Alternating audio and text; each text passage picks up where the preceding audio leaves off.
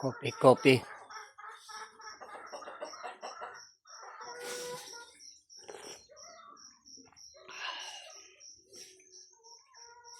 (6:36) na ng umaga. Martes tayo mga kapatid at pizza. Ano na ba yung pizza natin? Palagi kong nakakalimutan. Teka, tingnan natin sandali. Pizza natin ngayong Martes.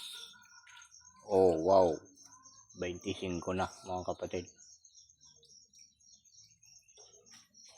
25 na tayo sa buwan ng August.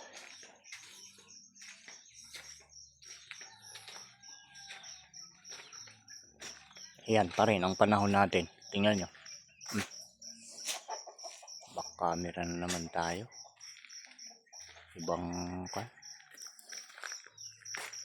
Ibang dating ng video pag back camera.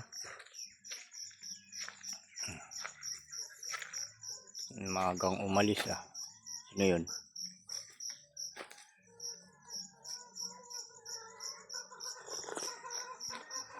Ay, ngayon nata ang libing nung kwan. Yung bata. Yung batang namatay, ngayon ang libing.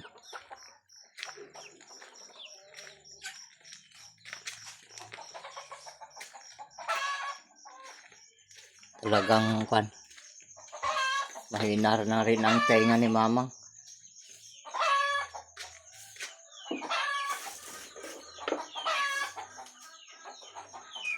Marami ako sinasabi sa'yo, hindi mo naririnig. Madimlas ang sungbatan. Ha?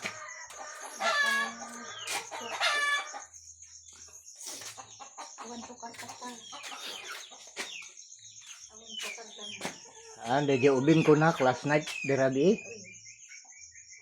Kaya pala may maagang lumabas.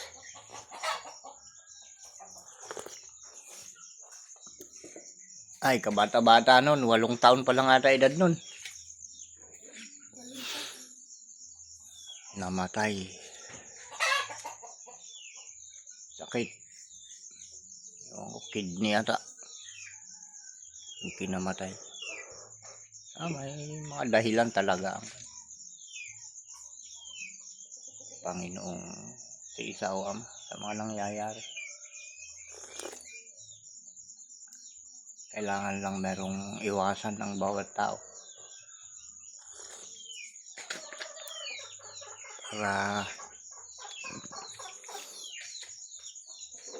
para magdoble yung mga hindi natin gustong mangyari ay maging doble at maging totoo na hindi na mangyayari. Merong mga sikreto ang buhay na kailangan alamin ng bawat isa sa atin. Kumbaga sa pagluluto ano yun? Secret ingredients ng buhay. Tingnan nyo si yung kasaysayan ni Elias, ni Eliseo, di ba? Ipinaalam sa kanila ng ating Ama sa Langit kung ano yung sikreto, ano yung mga dapat gawin, di ba? Sila Haring David,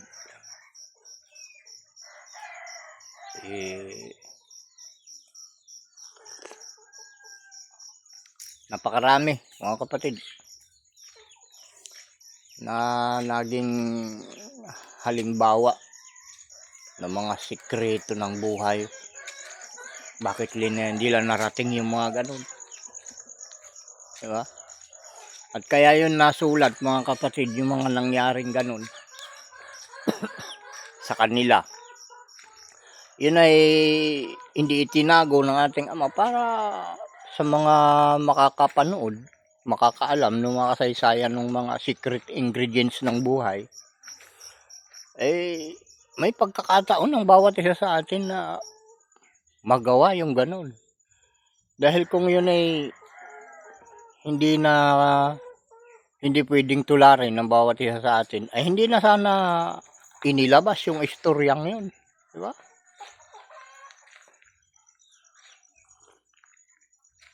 Dalawang bagay lang naman kaya yun ay nahayag sa atin. Yung pwede nating tuladin yun o hindi pwedeng tuladin. Kung gusto nating tuladin o ayaw nating tuladin, di ba? Yun lang naman ang yung purpose ng mga bagay na nahahayag.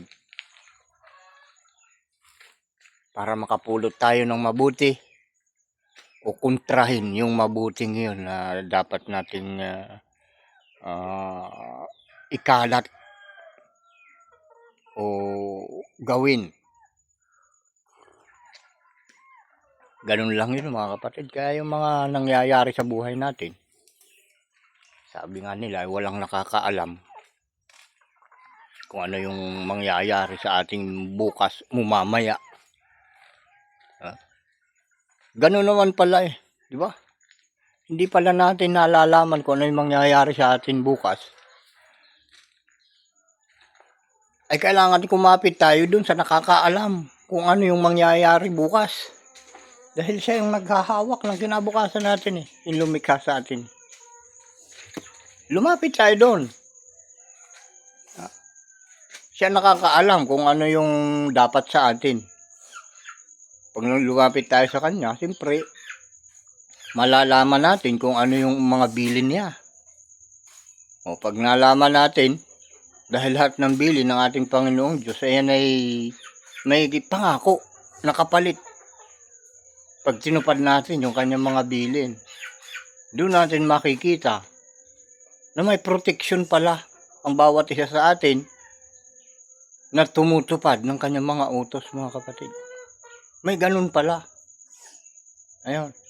Ngayon, yung ating pagkaalam na ang buhay ng bawat tao ay hindi natin alam kung ano yung ating kahihinatnan.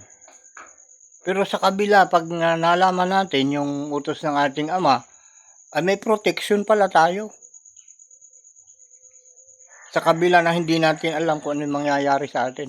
Ang pangako ng ating Ama, biyaya, awa, kapayapaan, kaligtasan, saan ka man naroroon, protektado ka ng ating Ama sa pamamagitan ng pagsunod mo sa Kanya. Ayun mga kapatid, pala ang dahilan. Kaya yung mga nangyayari sa atin, yung mga biglaang pangyayari, kung ikaw ay magiging buo pa rin, ikaw ay pinapahalo lang ng ating Ama. Gusto kanyang dalahin sa kung saan ikaw ay magtatamo o mararanasan mo yung mga bagay na hinahangad mo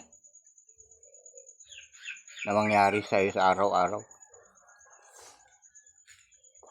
Ngayon, kung hindi ka pinapalo, hindi ka pinaparusahan, hindi ka nakakaramdam ng mga pagsubok, ay hindi ka hindi ka pinapansin ng ating Ama. Pero pag nakakaramdam ka ng pagsubok, ibig sabihin, nandyan nung Ama, nakikita ka, pinapansin ka niya para maalala mo siya, na nandyan lang siya. Nag-aantay na pansinin mo para pansinin ka rin niya, mga kapatid. Inuulit ko, meron tayong proteksyon mula sa ating Ama kung ating tatanggapin. Para yung mga aksidente niyan, mga disgrasya ngayon, mawala mga kapatid. Yun lang mga kapatid. Magandang umaga sa inyong lahat. Talaga maganda yung umaga. Hindi umuulan Diba? Salamat sa panunood.